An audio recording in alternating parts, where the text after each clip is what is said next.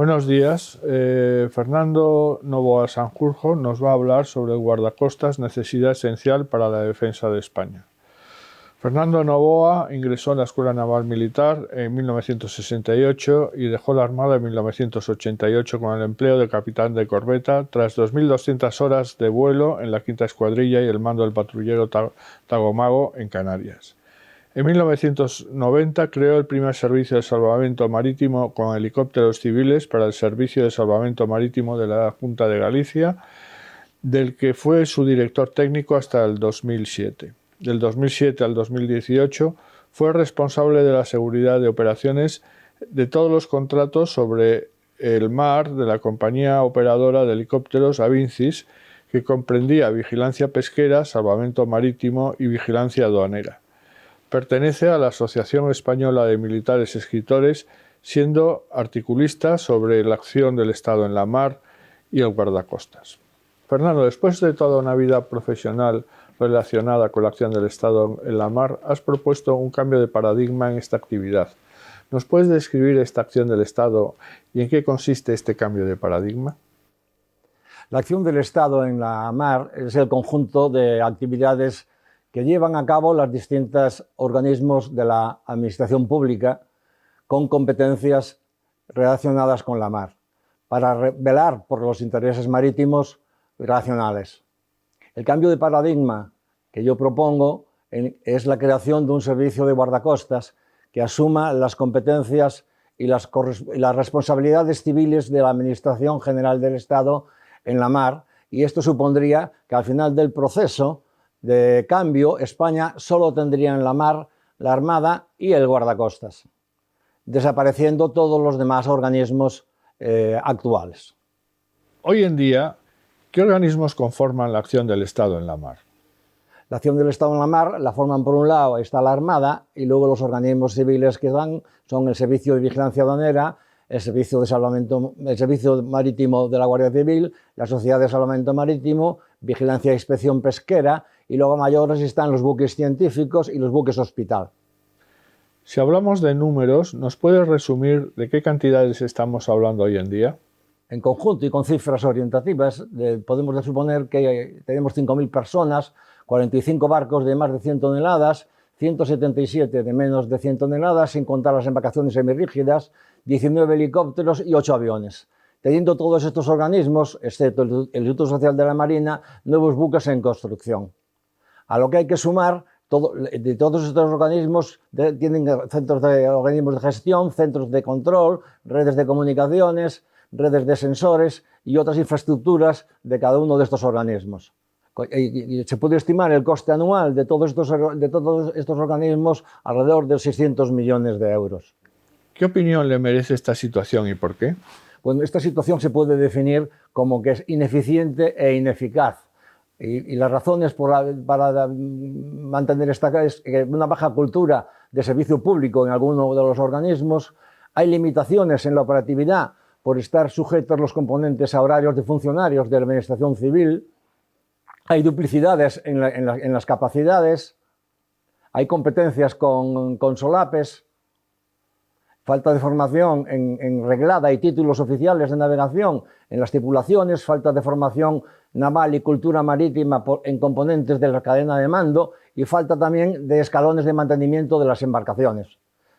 Por otro lado, también hay poca o nula concurrencia competitiva en servicios públicos esenciales que están privatizados, llamativa obsolescencia en que desguaza embarcaciones y equipos con 15 años de servicio y deficiencias de coordinación por la ausencia de una autoridad única en la mar con mando y control sobre todos estos organismos con independencia de su dependencia administrativa. ¿Puede poner algún ejemplo significativo de lo que dice?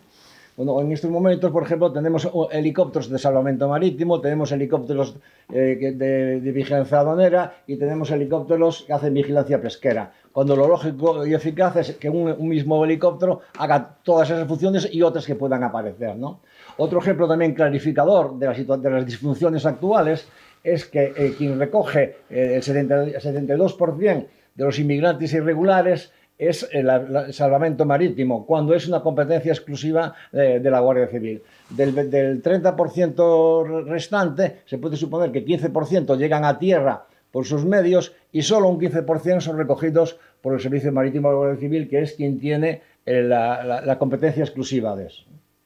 Bueno, la siguiente pregunta que tengo que hacerte, Fernando, es ¿cómo se ha llegado a esta situación? ¿Siempre fue así o es la consecuencia de cambios en el pasado?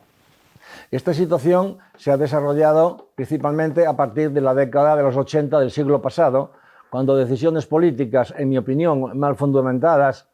crearon nuevos organismos y se dedicaron a construir embarcaciones y comprar aeronaves sin un elemento y un objetivo común, con lo que con el tiempo se ha convertido en una verdadera hidra de 6 cabezas. ¿Quién desarrollaba la lucha contra el contrabando en el pasado?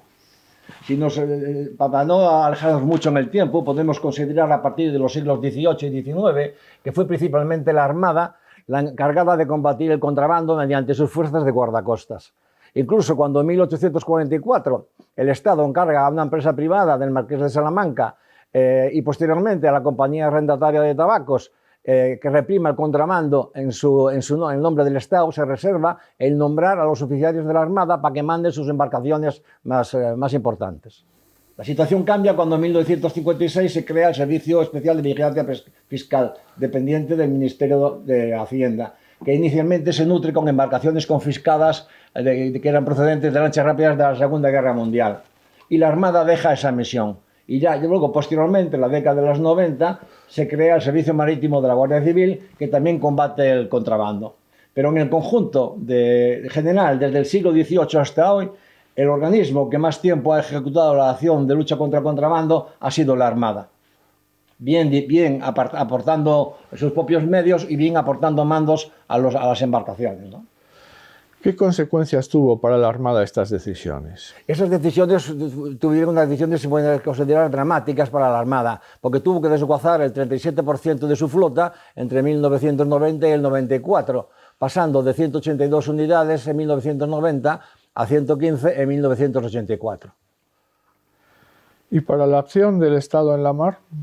Pues se pusieron los cimientos para desarrollar la actual hidra de 6 cabezas, que es desmedida, que es voraz en el consumo de recursos y con cabezas que encima compiten entre ellas. ¿Ha habido cambios en la situación mundial que saque a la luz nuevos riesgos y amenazas a los intereses marítimos españoles? Bueno, desde la ocupación de Crimea en 2014 por Rusia, la desestabilización de los países del Sahel, la voladura de los gasoductos del Nord Stream, la agresión rusa a Ucrania, unido a las amenazas de China sobre Taiwán y los ataques últimos de los hutíes al tráfico marítimo y los cables submarinos en el Mar Rojo, indican que nos dirigimos a un mundo convulso donde suenan tambores de guerra y para que tenemos que prepararnos principalmente para episodios de zona gris y guerras híbridas y para ataques a infraestructuras críticas marinas. Volviendo a la situación actual, ¿cree usted justificada la actual situación con diferentes organismos especializados en determinados riesgos, amenazas y necesidades? ¿Considera que un único organismo podría dar respuesta a esta coyuntura y cuáles serían sus funciones? Yo creo que un único organismo es la solución para dar respuesta a los riesgos y amenazas actuales y futuros, eliminando esta hidra ineficiente e ineficaz. Las funciones de ese organismo serían la respuesta a episodios de guerra híbrida y zona gris en aguas del mar territorial y zona económica exclusiva, la protección y seguridad a estructuras críticas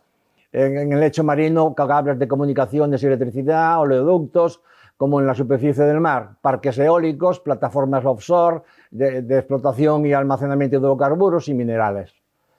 También tendría que haber misiones de vigilancia, de inteligencia, de reconocimiento, de disuasión, de seguridad de la navegación en la mar. O sea, ahí tendríamos que aportar lo que hacen hoy en día todos los demás organismos, que sería salvamento en la mar, lucha contra la contaminación, pero es muy importante el cumplimiento de la ley, lo que se llama el law enforcement, la represión del terrorismo, la represión del contrabando, la represión del tráfico de sustancias ilícitas, la represión de la inmigración irregular, y el control de fronteras marítimos, mar territorial y zona económica exclusiva, y ya por último la vigilancia pesquera. A la vista de esas funciones, ¿cuáles serían las características generales de ese único organismo? Pues lo principal sería formación naval y carácter militar de las dotaciones. Tiene que ser un organismo equipado con embarcaciones, aeronaves y sistemas no tripulados y dotado de un centro de mando y control desde que ejerza un mando único sobre todas esas funciones. Luego, todos los componentes de la estructura de personal de los mandos y tripulaciones deben tener una formación marítima reglada, con títulos oficiales y amplios conocimientos y experiencia en el mundo de la mar. También es importante que sus medios operativos puedan mantener una alta permanencia en la mar, por lo que sus barcos deben de tener suficiente autonomía y sus tripulaciones no estar limitadas por jornadas laborales que impidan esa permanencia y obliguen a incrementar el número de personal necesario de forma que el rendimiento de estas sea ineficiente. También es importante que pueda ejercer vigilancia en las aguas de nuestro interés, que pueda ejercer reconocimiento de todas las actividades que se ejercen en nuestras aguas y de los buques que las realizan, que pueda ejercer inteligencia, identificando e informando de las actividades observadas, y que pueda ejercer disuasión, que es la parte muy importante en aquellas circunstancias en que sea necesario, para que los medios a utilizar deben estar armados, sus tripulaciones entrenadas y autorizadas al uso de las armas de acuerdo con las reglas de enfrentamiento que el mando haya establecido. Tiene que poder ejercer el derecho de visita, de búsqueda y captura, para los que sus mandos deben cumplir los requisitos establecidos en el derecho del mar. Y tienen que tener capacidad de colaborar con la Armada, que es la responsable de ejercer el control de la mar, mediante sus medios operativos, embarcaciones, aeronaves y sistemas no tripulados, etcétera, etcétera, con su red de mando y control. Y lo que también es muy importante es que tenga capacidad operativa para poder enfrentarse con éxito a todas las operaciones en las que tiene responsabilidad, para lo que sus medios operativos y sus tripulaciones deben estar sometidas a un plan de entrenamiento periódico y también a una evaluación operativa que garantice que su capacidad y calidad de respuesta operativa. Bueno, considerando esas funciones y características que acabas de relatar, ¿cuál es tu conclusión y propuesta?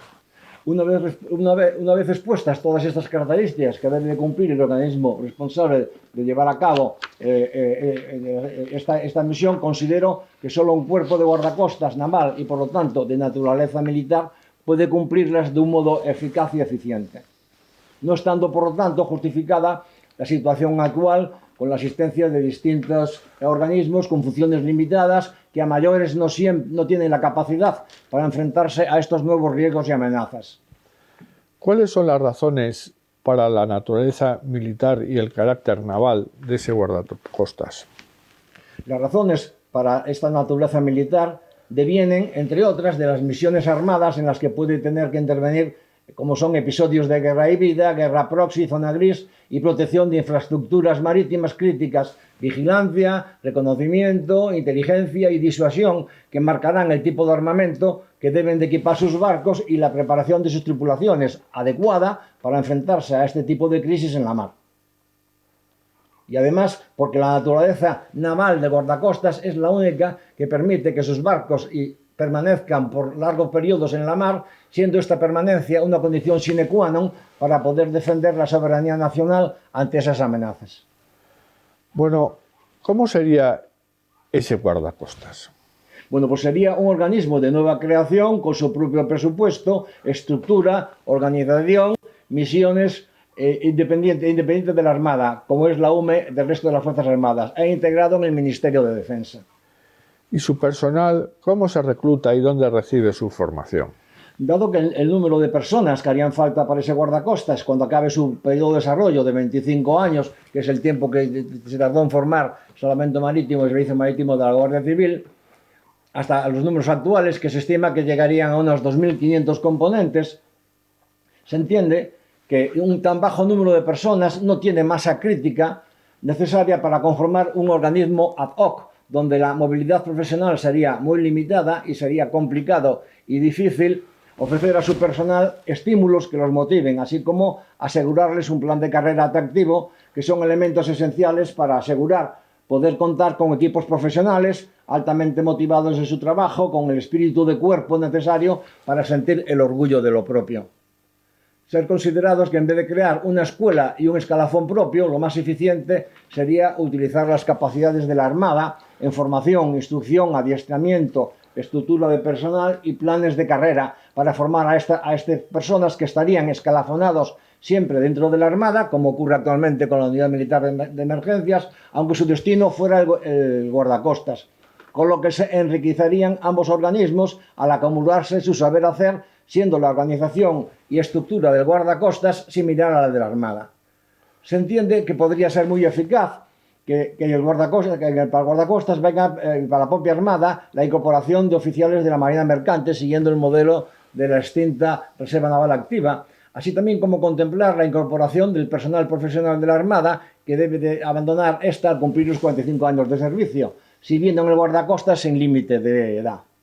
La formación del personal vendría a través de una especialidad desarrollada en el centro de formación de la Armada que se considere y sería una condición indispensable para poder ser destinado a ese guardacostas. ¿Cómo encaja el guardacostas en la política marítima europea? La Unión Europea, ante la actual situación de inseguridad, ha reaccionado aprobando el 23 de octubre pasado en el Consejo de la Unión Europea una nueva estrategia de seguridad marítima de la Unión Europea y con su correspondiente plan de acción. Y fijan 6 objetivos principales que incluyen el desarrollo de 13 iniciativas. Y de esas iniciativas destaca el desarrollo de servicios de guardacostas en las aguas de la Unión Europea, incrementar el conocimiento de la situación del entorno marítimo mediante reforzar la vigilancia utilizando patrulleros costeros y de mar adentro, o sea, insisten que hay que mantener barcos en la mar, y luego incrementar el control y la protección de las infraestructuras críticas marinas ante las amenazas físicas y cibernéticas. Lo que de alguna forma refuerza las razones de crear este servicio de guardacostas en España.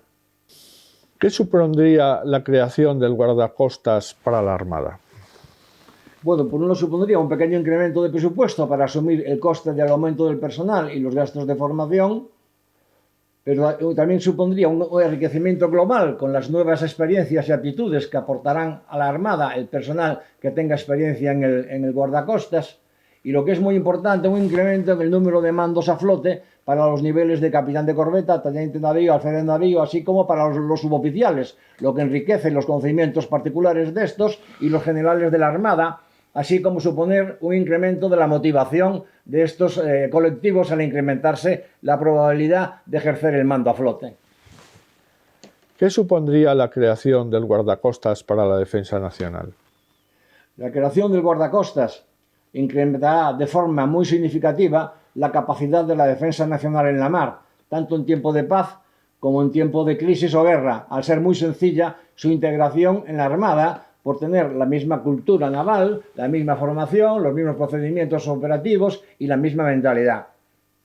De no existir ese guardacostas y presentarse una grave crisis en la que fuera necesario militarizar de forma urgente y bajo el mando de la Armada la actual amalgama de organismos civiles que actúan en la mar, se provocaría una situación donde sería muy difícil ejercer con eficacia el mando y control que exigiría dicha situación, y se perdería un tiempo que podría ser precioso en conseguir una organización integrada, eficaz y operativa. Quedaría así garantizada una de las lecciones aprendidas de las emergencias y situaciones que se han vivido en la mar en las últimas décadas, que no es otra que la necesidad de un mando único para gestionar todos los riesgos y amenazas no específicamente militares que afectan a los intereses españoles. Se entiende que la integración natural del guardacostas es en el Ministerio de Defensa, con dependencia operativa del GEMAT, al igual que está la UME. En tiempo de paz sería completamente independiente de la Armada, y en tiempo de guerra se convertiría en un elemento más de ella mientras dure esa situación, aunque manteniendo su propia gestión, organización e independencia funcional y sus presupuestos. El guardacostas tendría su propio presupuesto, como lo tiene la Unidad Militar de Emergencias, sin depender del presupuesto conjunto de las Fuerzas Armadas. ¿Cómo se desarrollaría el guardacostas? La creación del guardacostas se desarrollaría por fases y mediante un plan de gestión del cambio que debería de elaborar el almirante que se nombre inicialmente para su mando y su grupo de trabajo. Este guardacostas asumiría las funciones y competencias que ahora tiene la Sociedad de Salvamento Marítimo, el Servicio Marítimo de la Guardia Civil y el Servicio de Vigilancia Aduanera, de acuerdo con el plan ese de gestión del cambio que se apruebe. Y podría asumir la gestión y operación a petición de los organismos competentes, de los buques científicos y de los buques hospital, así como los de inspección pesquera. ¿Qué nos dirías como conclusión? Creo que lo acontecido en Barbate y la osadía e impunidad con las que las embarcaciones del narcotráfico, en caso de mal tiempo, se refugian durante largas horas en calas y puertos sin ser interceptadas, es una prueba objetiva de la necesidad del cambio de paradigma que exige la creación del guardacostas, de forma que ésta se erija en el garante de la primacía de la autoridad del Estado en la mar, hoy en día muy deteriorada. Este guardacostas, además de ser la mejor elección para la inversión del dinero del contribuyente para defender los intereses marítimos de España, potencia a su vez la capacidad de la defensa nacional en la mar. Pues muchas gracias, Fernando, pues por todo lo que nos has puesto. A ver si... ¿Damos visto bueno? ¿Cómo lo veis?